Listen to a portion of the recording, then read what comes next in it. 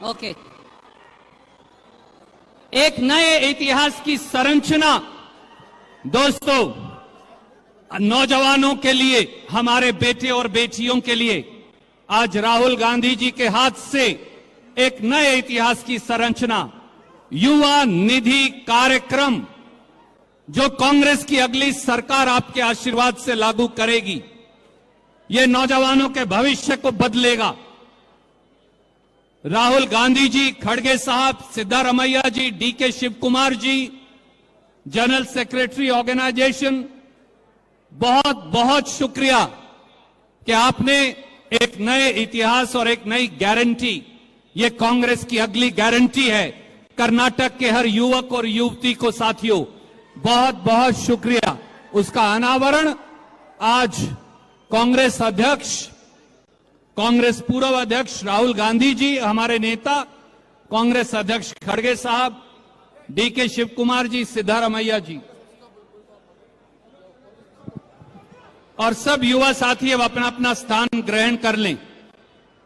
सब नौजवान साथी अनुशासन से अपने स्थान पर कृपया ग्रहण कर लें। और मैं अनुरोध करूंगा आदरणीय मल्लिकार्जुन खड़गे साहब से, भारतीय राष्ट्रीय कांग्रेस के सम्मानित अध्यक्ष, हम सबके मार्गदर्शक आदरणीय खड़गे साहब आए और अपना आशीर्वाद भी दें, अपना आशीर्वचन भी दें, अपना संबोधन भी दें और युवाओं को एक नया संदेश भी दें। जोर से तालियां बजाकर हम सब खड़गे साहब का स्वागत करते।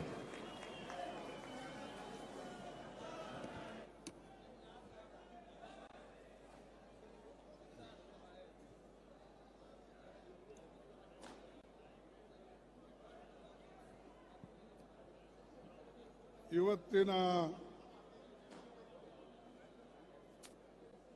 ಯುವ ಸಮಾವೇಶದಲ್ಲಿ ಆಗಮಿಸಿದಂತ ನಮ್ಮ ಅಚ್ಚುಮೆಚ್ಚಿನ ನಾಯಕರು ಹಾಗೂ ಮಾಜಿ ಕಾಂಗ್ರೆಸ್ ಅಧ್ಯಕ್ಷರಾದ ಶ್ರೀ ರಾಹುಲ್ ಗಾಂಧೀಜಿ ಅವರೇ, ವೇದಿಕೆ ಮೇಲೆ ಉಪಸ್ಥಿತರಿದ್ದಂಥ ಕೆ.ಸಿ. ವೇಣುಗೋಪಾಲ್ ಅವರೇ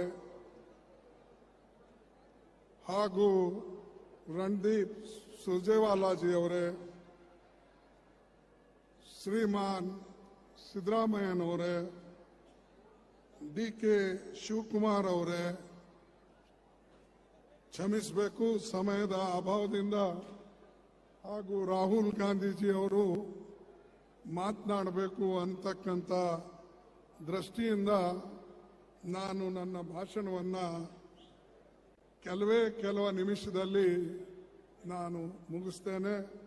ಅದಕ್ಕೆ ವೇದಿಕೆ ಮೇಲೆ ಕುಳಿತಂತ ಎಲ್ಲ ನಮ್ಮ ಹಿರಿಯ ಮುಖಂಡರು, ಕಾಂಗ್ರೆಸ್ ಪಕ್ಷದ ವರ್ಕಿಂಗ್ ಕಮಿಟಿ ಅಧ್ಯಕ್ಷರುಗಳು, ವರ್ಕಿಂಗ್ ಕಮಿಟಿ ಸದಸ್ಯರು, ಕೆಪಿಸಿಸಿಯ ಸದಸ್ಯರು, ಎಂಎಲ್ಎಗಳು, ಮಾಜಿ ಎಂಪಿಗಳು ಮತ್ತು ಎಲ್ಲ ಘಟಕದ ಅಧ್ಯಕ್ಷರುಗಳು ಮತ್ತು ಇಲ್ಲಿ ನೆರೆದಂತ ಬಂಧುಗಳೇ, ತಾಯಿಂದರೇ, ರೈತ ಬಾಂಧವರೇ, ಯುವ ಮಿತ್ರರೇ, ಮಾಧ್ಯಮದ ಬಂಧುಗಳೇ, ಈಗಾಗಲೇ ಸಾಕಷ್ಟು ವಿಚಾರಗಳನ್ನು ಶಿವಕುಮಾರ್ ಅವರು,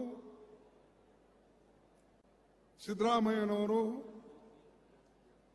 ಪ್ರಸ್ತಾಪ ಮಾಡಿದ್ದಾರೆ. ಈಗ ಚುನಾವಣೆ ಬರ್ತಾ ಇದೆ. ಈ ಚುನಾವಣೆ ಕರ್ನಾಟಕ ರಾಜ್ಯಕ್ಕೆ ಬಹಳ ಮಹತ್ವವಾದಂತ ಚುನಾವಣೆ ಹಾಗೂ ಇಡೀ ದೇಶಕ್ಕೂ ಕೂಡ ಇದು ಒಂದು ಸಂದೇಶವನ್ನ ಕೊಡ್ತಕ್ಕಂತ ಚುನಾವಣೆ. ಅದಕ್ಕಾಗಿ ನಾವೆಲ್ಲರೂ ಒಕ್ಕಟ್ಟಾಗಿ ಈ ಚುನಾವಣೆಯನ್ನ ಎದುರಿಸಬೇಕಾಗಿದೆ. ಮತ್ತು ನಿಮ್ಮೆಲ್ಲರ ಆಶೀರ್ವಾದ ಸಹಕಾರ ನಮಗೆ ಸದಾ ಇರಬೇಕು. ನಾನು ಎಐಸಿಸಿ ಅಧ್ಯಕ್ಷನಾದ ಮೇಲೆ ಮೊದಲನೇ ಸಲ ಬೆಳಗಾವಿ ಭೂಮಿ ಮೇಲೆ ಕಾಲಿಟ್ಟಿದ್ದೇನೆ ಮತ್ತು ಈ ಬೆಳಗಾಂ ಕಾಂಗ್ರೆಸ್ ಪಾರ್ಟಿಗೆ ಒಂದು ಪವಿತ್ರವಾದಂತ ಭೂಮಿ.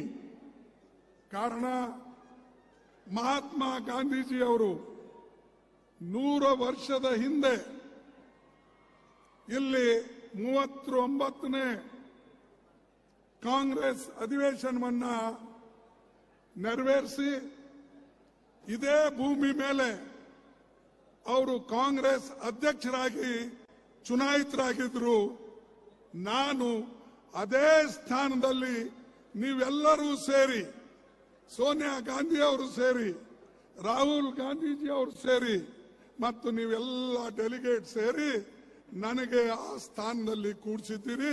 ಅದಕ್ಕೆ ನಿಮ್ಮೆಲ್ಲರಿಗೆ ನಾನು ವಂದಿಸ್ತೇನೆ. ಇದು ಗಾಂಧೀಜಿ ಅವರು ಕೊಟ್ಟಂತ ಮಂತ್ರ.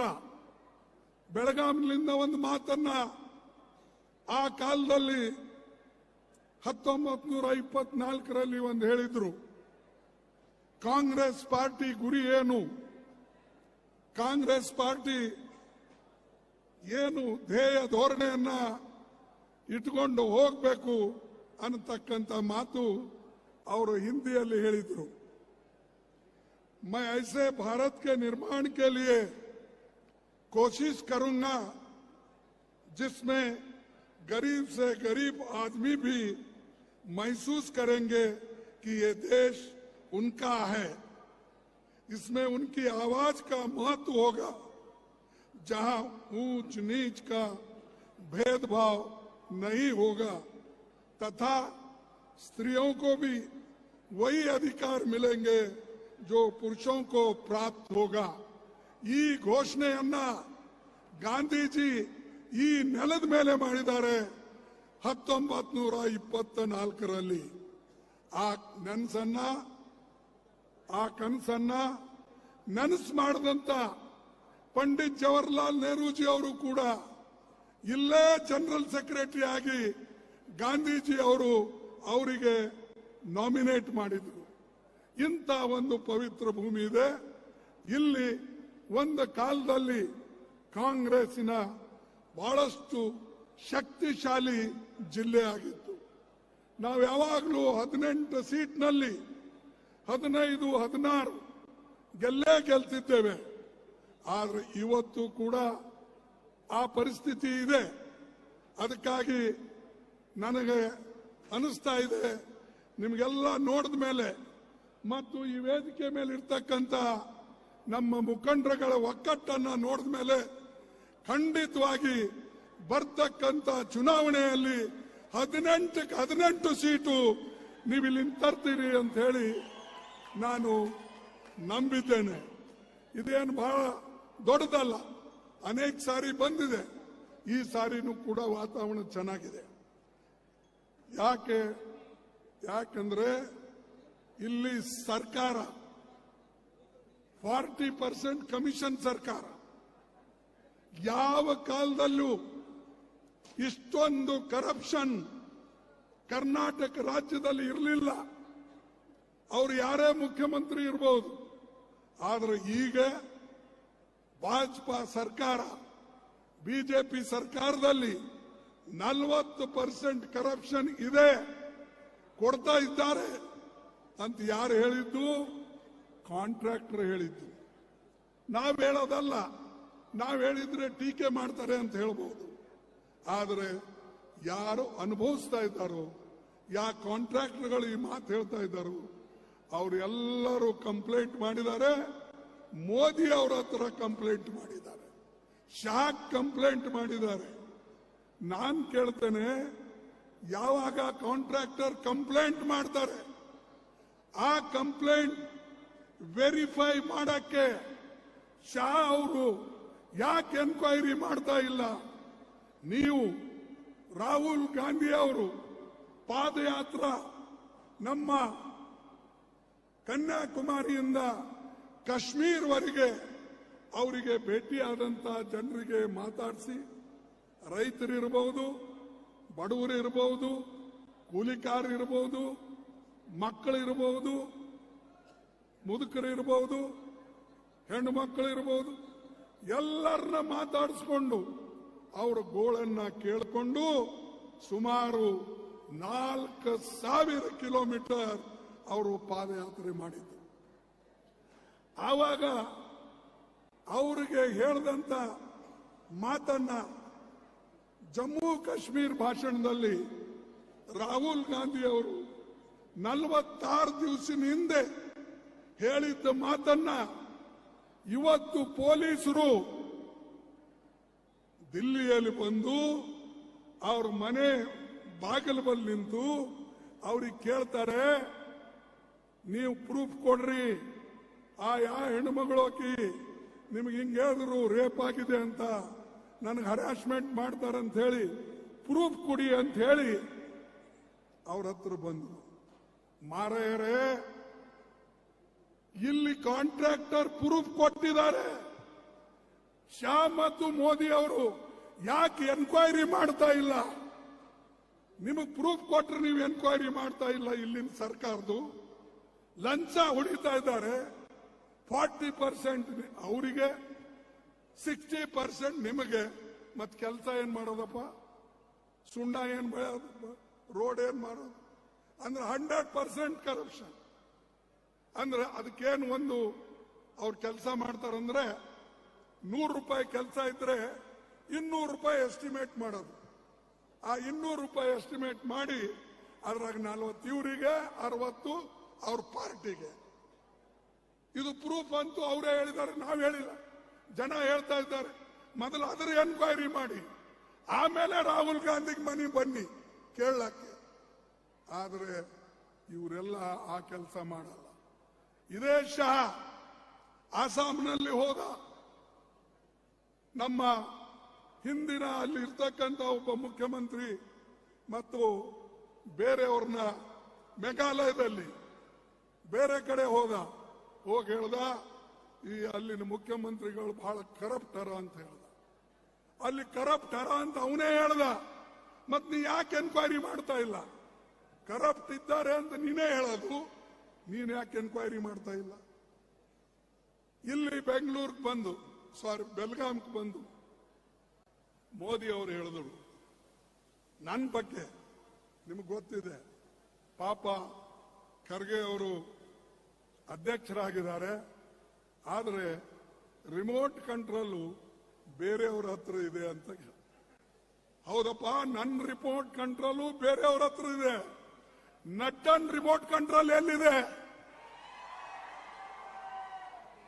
ನಡ್ಡಾ ಯಾರು ರಿಮೋಟ್ ಕಂಟ್ರೋಲ್ ಮೇಲೆ ಮಾತಾಡ್ತಾರೆ?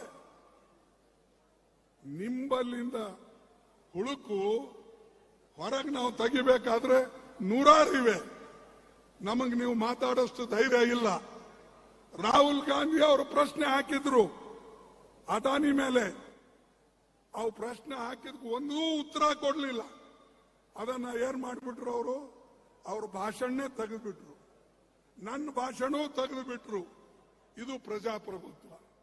ಪ್ರಜಾಪ್ರಭುತ್ವ ಈ ದೇಶದಲ್ಲಿ ಸರಿಯಾಗಿ ನಡೀತಾ ಇಲ್ಲ ಅಂತ ಹೇಳಿದ್ರೆ ಅದು ತಪ್ಪ?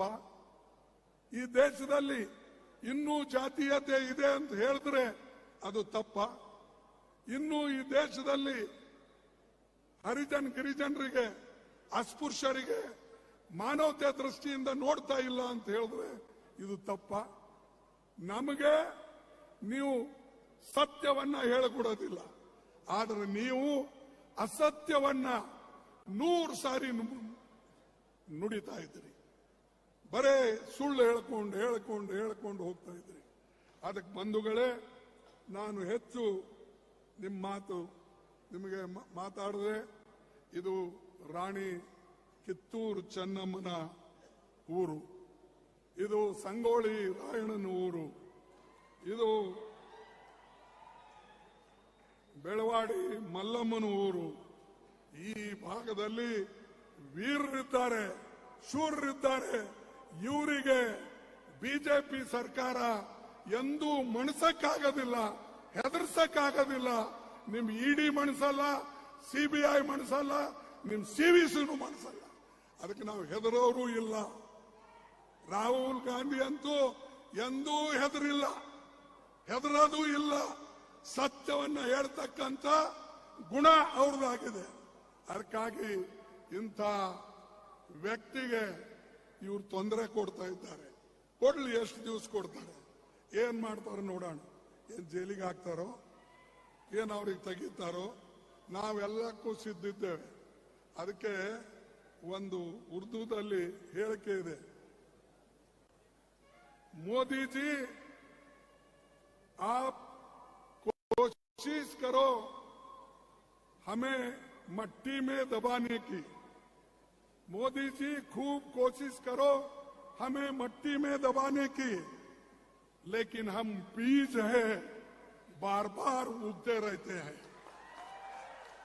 ನಾವು ಬೀಜ ಇದ್ದೇವೆ, ನೀ ಮಣ್ಣಲ್ಲಿ ಬೀಜ ಹಿಂಗ್ ಹಾಕಿ ಅದಕ್ಕೆ ತುಳಿದ್ರೆ ಅದು ಮತ್ತೆ ಬರ್ತದೆ, ಮೇಲೆ ಬರ್ತದೋ ಇಲ್ಲೋ. ಅದಕ್ಕೆ ನಮ್ಮ ಗುಣ ಏನಿದೆ, ನೀವು ಮಣ್ಣಲ್ಲಿ ನಮಗೆ ಎಷ್ಟೊಂದು ಒಳಗೆ ಹಾಕಿದ್ರು ಕೂಡ ನಾವು ಮ್ಯಾಲೆ ಬರ್ತಾ ಇರ್ತೇವೆ. ಅದಕ್ಕೆ ನಮ್ಮ ಪಾರ್ಟಿಗೆ ಯಾರು ಏನು ಮಾಡೋಕ್ಕಾಗೋದಿಲ್ಲ. ಅದಕ್ಕಾಗಿ ನಾನು ಅವರಿಗೆ ಧನ್ಯವಾದ ಹೇಳ್ತೇನೆ. ಅವರು ಬಹಳಷ್ಟು ಕಷ್ಟಪಟ್ಟು ಕನ್ಯಾಕುಮಾರಿಯಿಂದ ಕಾಶ್ಮೀರ ತನಕ ಪಾದಯಾತ್ರೆ ಮಾಡಿದ್ದಾರೆ. ಸಾಕಷ್ಟು ಪಕ್ಷಕ್ಕೆ ಶಕ್ತಿಯನ್ನ ತಂದುಕೊಟ್ಟಿದ್ದಾರೆ. ಅದಕ್ಕೆ ನಿಮ್ಮೆಲ್ಲರ ಪರವಾಗಿ ಅವರಿಗೆ ನಾನು ಹಾರ್ದಿಕ ಅಭಿನಂದನೆಗಳನ್ನ ಸಲ್ಲಿಸ್ತೇನೆ. ಮತ್ತು ಈ ಒಂದು ಅವರಿಗೆ ಶಕ್ತಿ ಕೊಡ್ತಕ್ಕಂಥದ್ದು. ಮತ್ತು ನಮ್ಮ ಪಕ್ಷದವರು ಈಗಾಗಲೇ 3 ಘೋಷಣೆ ಮಾಡಿದ್ದಾರೆ. ಅದು ಗೃಹಲಕ್ಷ್ಮಿ, ಆಮೇಲೆ ಜ್ಯೋತಿ ಯೋಜನೆ, ಆಮೇಲೆ ಗೃಹ ಜ್ಯೋತಿ, ಇನ್ನೊಂದಲ್ಲ ಅನ್ನಭಾಗ್ಯ. ಈ 3 ಯೋಜನೆ ಅಲ್ಲದೆ ಇನ್ನು 2 ಯೋಜನೆ ಈ ಘೋಷಣೆ ಮಾಡಿದ್ದಾರೆ. ಯುವಕರಿಗಾಗಿ 4ನೇ ಯೋಜನೆ, ಅಲ್ಲಿಯೂ ಕೂಡ ಗ್ರಾಜ್ಯುಯೇಟ್ಗಳಿಗೆ ಸ್ಟೈಫಂಡ್ ಕೊಡ್ತಕ್ಕಂಥದ್ದು. ಎಲ್ಲಿವರೆಗೆ 1 ವರ್ಷ 2 ವರ್ಷ ಅವರಿಗೆ ನೌಕರಿ ಸಿಗ್ಲಿಲ್ಲ ಅಂದ್ರೆ ಅವರಿಗೆ ಇವತ್ತು 2,000 ರೂಪಾಯಿ, 1,500 ರೂಪಾಯಿ ಕೊಡ್ತಕ್ಕಂಥ ಒಂದು ಭರವಸೆಯನ್ನ ಇಲ್ಲಿ ಕೊಟ್ಟಿದ್ದಾರೆ. ಅದಕ್ಕೆ ಯುವಕರಿಗೆ ನಾನು ಕೇಳ್ಕೊಳ್ತೇನೆ, ದಯವಿಟ್ಟು ನೀವೆಲ್ಲರೂ ಒಕ್ಕಟ್ಟಾಗಿ ಈ ಸಾರಿ ಕಾಂಗ್ರೆಸ್ ಪಾರ್ಟಿಗೆ ಆರಿಸ್ತಾನೆ. 3,000 ನಮ್ಮ ಅಧ್ಯಕ್ಷರು 1,000 ಬಡಾಯಿಸ್ಬಿಟ್ರು. 3,000 ರೂಪಾಯಿ ಮತ್ತು 1,500 ಡಿಪ್ಲೊಮಾ ಹೋಲ್ಡರ್ಗಳಿಗೆ. ಸೊ ಅದಕ್ಕಾಗಿ ಈ ಹಣ ಇವತ್ತು, ಯಾಕಂದ್ರೆ ಯುವಕರುಗಳಿಗೆ ನೌಕರಿಗಳೇ ಇಲ್ಲ.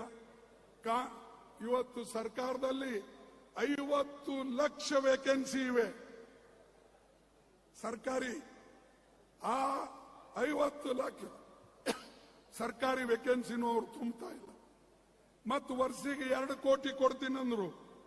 ಅವು 18 ಕೋಟಿ ನೌಕರಿ ಎಲ್ಲಿ ಹೋದ್ವು ಅದು ಗೊತ್ತಿಲ್ಲ. ಇಲ್ಲಿ ರಾಜ್ಯದಲ್ಲಿ 2,25,000 ವೇಕೆನ್ಸಿ ಇವೆ, ಅವು ತುಂಬುತ್ತಾ ಇಲ್ಲ. ನಮ್ಮ ಸರ್ಕಾರ ಬಂದ್ರೆ ಕೇವಲ 1.5 ವರ್ಷದಲ್ಲಿ ಆ 2.5 ಲಕ್ಷ ನೌಕರಿಯನ್ನ ಯುವಕರಿಗೆ ಕೊಡ್ತೇವೆ. ಇದು ನಮ್ಮ ಹೇಳಿಕೆ. ಅದಕ್ಕಿಷ್ಟು ಹೇಳಿ ನಾನು ರಾಹುಲ್ ಗಾಂಧೀಜಿಯವರಿಗೆ ಅನುವು ಮಾಡಿಕೊಡ್ತೇನೆ. ಮುಂದೆ ಅವರು ತಮ್ಮ ಮಾತನ್ನ ನಿಮ್ಮ ಮುಂದೆ ಇಡ್ಲಿ ಅಂತ ಹೇಳಿ ಕೇಳಿ ನನ್ನ ಮಾತು ಮುಗಿಸ್ತೇನೆ. ಜೈ ಹಿಂದ್. ಸ್ವಲ್ಪ ಜೋರಾಗಿ ಕೂಗಿ ನೀವೆಲ್ಲರೂ ಜೈ ಹಿಂದ್ ನೋಡಿ. ಆ ಕಡೆ ಸೌಂಡ್ ಬರ್ತಾ ಇಲ್ಲ, ಈ ಕಡೆ ಬರ್ತಾ ಇಲ್ಲ. ನಿಮಗೆ ಬೇಕಾಗಿಲ್ಲ ಜೈ ಹಿಂದ. ಜೈ ಹಿಂದ್, ಜೈ ಹಿಂದ್, ಜೈ ಹಿಂದ್. ಎಲ್ಲರಿಗೆ ನಮಸ್ಕಾರ, ಧನ್ಯವಾದಗಳು.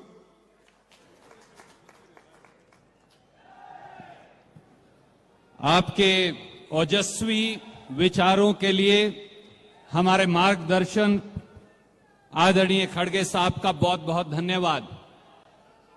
दोस्तों, अब वो घड़ी आ गई, एक ऐसा शख्स जो 3,570 किलोमीटर इस देश की सड़कों पर कन्याकुमारी से कश्मीर तक बेरोजगारी के खिलाफ लड़ाई छेड़ते हुए चला।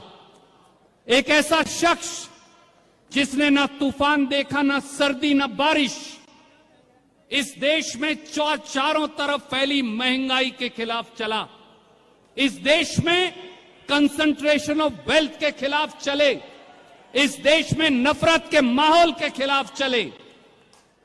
वो कौन है? वो हम सबके नेता राहुल गांधी हैं, जिन्होंने एक बलबला तैयार कर दिया। नारा लगाइए, जोड़ो जोड़ो, जोड़ो जोड़ो। आदरणीय राहुल गांधी जी।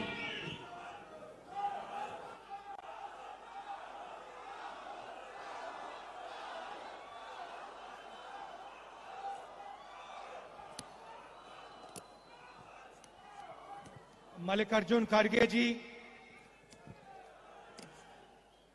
केसी वेणुगोपाल जी,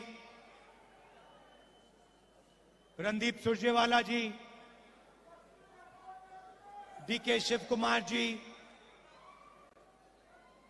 सिद्धरमैया जी,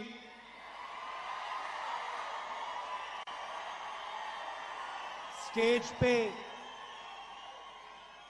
कांग्रेस पार्टी के वरिष्ठ नेता, कर्नाटका के युवा भाइयों और बहनों, प्रेस के हमारे मित्रों, आप सबका यहां बहुत बहुत स्वागत, नमस्कार।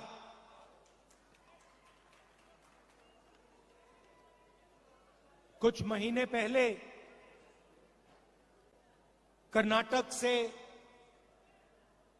भारत जोड़ो यात्रा निकली थी और आपने, कर्नाटका के सब लोगों ने, युवाओं ने, बुजुर्गों ने, माताओं बहनों ने इस यात्रा का पूरा का पूरा समर्थन किया। आपने अपनी पूरी शक्ति इस यात्रा में डाली और यात्रा को आपने सफल बनाया। मैं दिल से आप सबका इसके लिए धन्यवाद करना चाहता हूं। यात्रा ने पूरे देश में एक मैसेज दिया कि ये देश सबका है, 2-3 चुने हुए लोगों का नहीं है, अदानी जी का नहीं है। ये देश किसानों का, मजदूरों का, गरीबों का, युवाओं का देश है। और आपने देखा होगा कि यात्रा में कोई बड़ा सा रथ नहीं था, सब लोग एक साथ चले, नफरत नहीं थी, हिंसा नहीं थी, भाईचारा था, एक दूसरे की इज्जत थी। तो ये यात्रा ने देश को भाईचारे का मैसेज दिया और हर प्रदेश में जो रिस्पांस हमें कर्नाटक में मिला, वैसा ही रिस्पांस हर प्रदेश में मिला। कर्नाटक में, केरल में, महाराष्ट्र में, राजस्थान में, हरियाणा, दिल्ली, पंजाब, हिमाचल, जम्मू कश्मीर, हर प्रदेश के जनता ने कहा कि हम भारत जोड़ो यात्रा के साथ मिलना चाहते हैं, हम एक साथ मोहब्बत से रहना चाहते हैं, हम नफरत नहीं चाहते हैं। लाखों लोगों ने नफरत के बाजार में मोहब्बत की दुकानें खोली और यही हमारा हिंदुस्तान है। यात्रा में बहुत लोगों से बात हुई।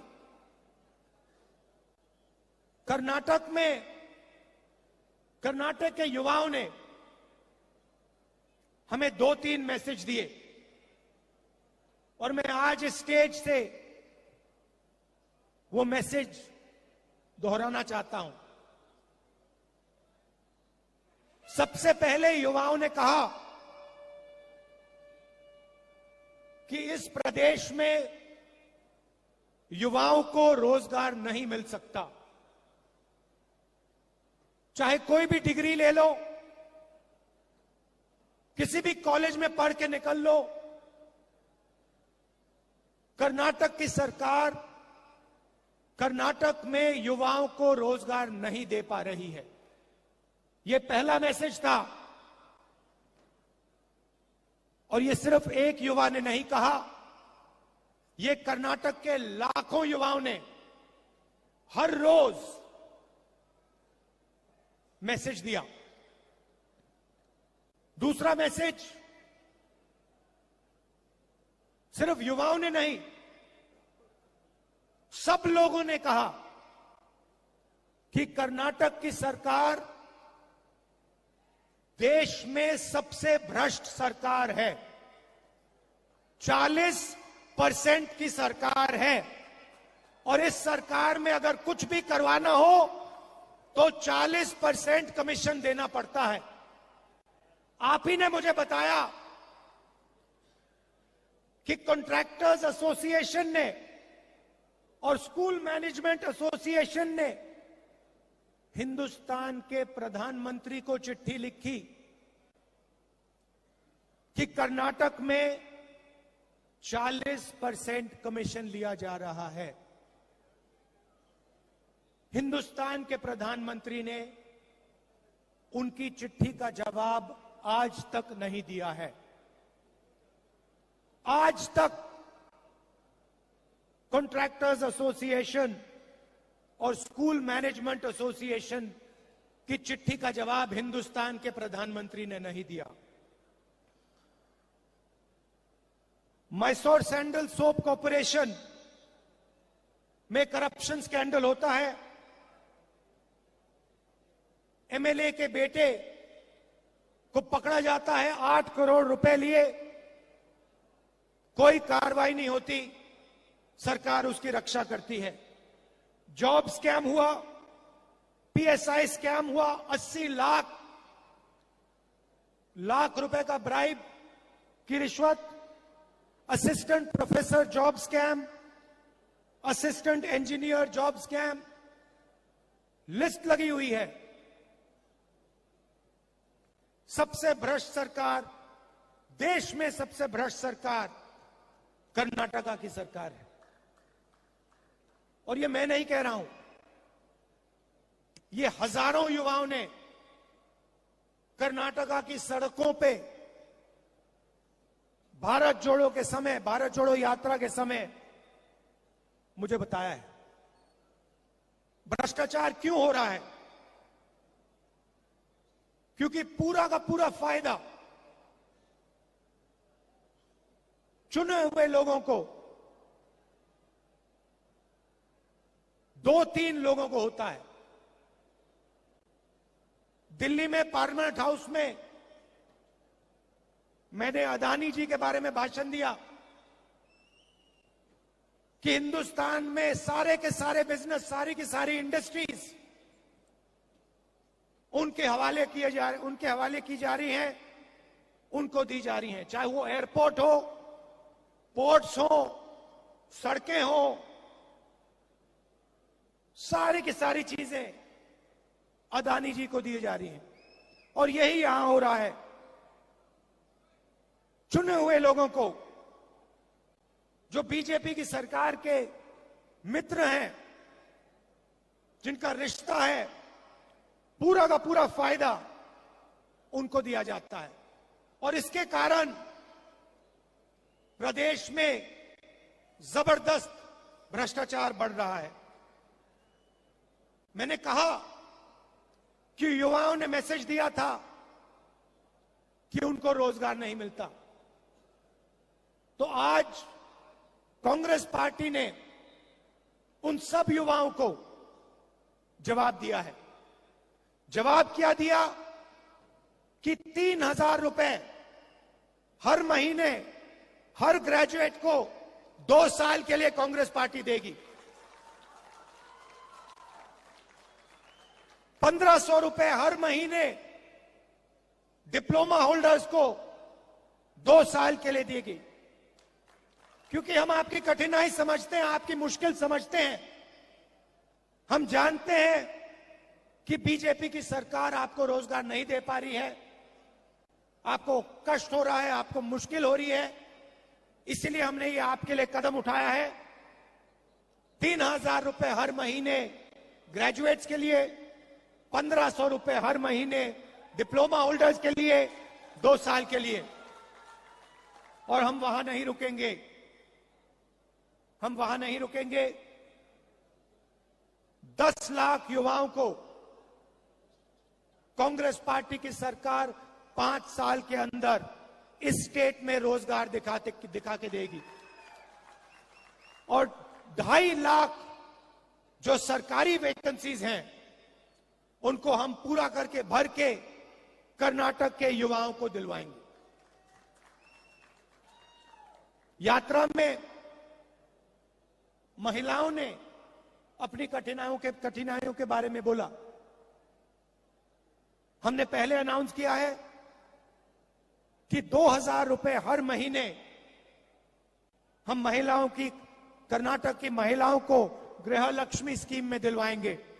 और अन्नभाग्य स्कीम में 10 केजी चावल हर बीपीएल परिवार को कांग्रेस पार्टी दिलवाएगी। और गृह ज्योति स्कीम 2,000 यूनिट मुफ्त में बिजली कांग्रेस पार्टी देने वाली है। तो ये हमारे वायदे हैं। एक और बात उठी थी, यात्रा में उठी थी, जो वायदा सरकार ने किया है एससी रिजर्वेशन को 15% से 17%, एसटी रिजर्वेशन को 3% से 7% जो बढ़ाने का वायदा है उसको एकदम सरकार को पूरा करना चाहिए। तो ये हमारा मैसेज है। हम एक साथ चुनाव लड़ेंगे। कांग्रेस के सब नेता एक साथ लड़ेंगे और ये जो चुनाव है ये कांग्रेस पार्टी स्वीप करके दिखाएगी। क्यों? क्योंकि बीजेपी की सरकार 40% वाली सरकार है, कमीशन की सरकार है और कर्नाटका की जनता इस सरकार को हटाना चाहती है, परे करना चाहती है और गरीबों की, कमजोरों की, आम आदमी, छोटे व्यापारियों की सरकार बनाना चाहती है। मैंने कहा है, कर्नाटक के नेताओं से कहा है, कर्नाटक के चुनाव में जहां भी मेरी जरूरत पड़ेगी, जिस डिस्ट्रिक्ट में आप चाहते हो मैं जाने को तैयार हूं। बीजेपी को हम मिलकर हराएंगे। भारी बहुमत से कांग्रेस पार्टी को यहां चुनाव जिताएंगे। आप सबका दिल से बहुत बहुत धन्यवाद। नमस्कार, जय हिंद। बोलो ರಾಹುಲ್ ಗಾಂಧಿ ಕಿ ವೇದಿಕೆ ಮೇಲಿರುವಂತ ಎಲ್ಲ ಗಣ್ಯರಿಗೂ ನಮಸ್ಕರಿಸ್ತಾ ಸೇವಾದಳದವರು ಕಾಂಗ್ರೆಸ್ ಅಧ್ಯಕ್ಷರಾದಂತ ಮಲ್ಲಿಕಾರ್ಜುನ್ ಖರ್ಗೆ ಅವರಿಗೆ ಧನ್ಯವಾದಗಳನ್ನ ಹೇಳ್ತಾ ನಿಮ್ಮೆಲ್ಲರ ಯುವಕರ ಆಶಾ ಕಿರಣರಾಗಿರುವಂತ ರಾಹುಲ್ ಗಾಂಧಿ ಅವರಿಗೆ ಧನ್ಯವಾದಗಳನ್ನ ಹೇಳ್ತಾ ಅದೇ ರೀತಿ ಕೆಸಿ ವೇಣುಗೋಪಾಲ್ ಅವರಿಗೆ ಧನ್ಯವಾದಗಳನ್ನ ಹೇಳ್ತಾ ಇವಾಗ ಸೇವಾದಳದಿಂದ ರಾಷ್ಟ್ರಗೀತೆ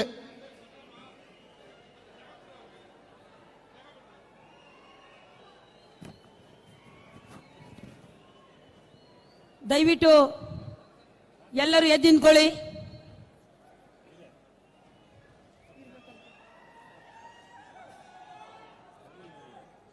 सभा कक्ष सावधान. राष्ट्रगान शुरू करेंगे.